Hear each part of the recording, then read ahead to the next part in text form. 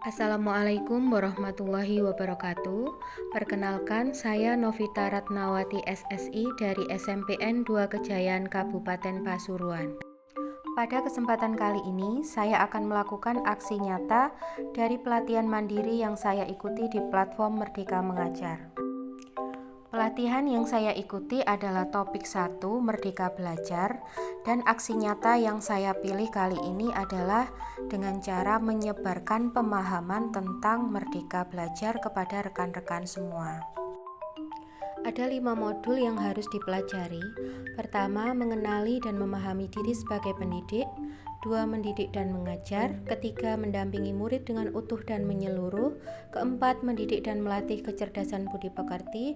Kelima, pendidikan yang mengantarkan keselamatan dan kebahagiaan. Kita mulai dari modul pertama, mengenali dan memahami diri sebagai pendidik. Sebagai pendidik, tentu sudah seharusnya mampu mengenali karakteristik dan kebutuhan murid. Akan tetapi, hal yang paling mendasar juga harus dimulai dari diri sendiri, yaitu mengenali kekuatan dan kelemahan diri. Sebagai pendidik, kita perlu terus belajar agar bisa mengantarkan murid-murid untuk berdaya dan menjadi manusia yang merdeka. Manusia merdeka adalah manusia yang hidupnya bersandar pada kekuatan sendiri, baik lahir maupun batin, tidak tergantung kepada orang lain. Baiklah, mari kita lanjutkan ke modul kedua, yaitu mendidik dan mengajar. Mendidik adalah menuntun segala kodrat yang ada pada murid agar mereka dapat mencapai keselamatan dan kebahagiaan yang setinggi-tingginya, baik itu sebagai manusia atau anggota masyarakat. Sedangkan mengajar adalah cara menyampaikan ilmu atau manfaat bagi hidup anak-anak secara lahir maupun batin. Pendidik tidak dapat menentukan dan berkehendak akan hidup dan tumbuh murid. Yang bisa pendidik lakukan adalah menuntun tumbuh kembangnya. Anak-anak tumbuh berdasarkan kekuatan dan kodratnya yang unik. Tidak mungkin pendidik mengubah padi menjadi jagung atau sebaliknya. Selanjutnya, mendampingi murid dengan utuh dan menyeluruh. Menurut Ki Hajar Dewantara, segala perubahan yang terjadi pada murid dihubungkan dengan kodrat keadaan, baik kodrat alam maupun kodrat zaman. Kodrat alam berkaitan dengan sifat dan bentuk lingkungan di mana mereka berada, sedangkan kodrat zaman adalah bagian dasar pendidikan murid yang berhubungan dengan isi dan irama yang bergerak dinamis sesuai dengan perkembangan zaman. Modul keempat, mendidik dan melatih kecerdasan budi pekerti.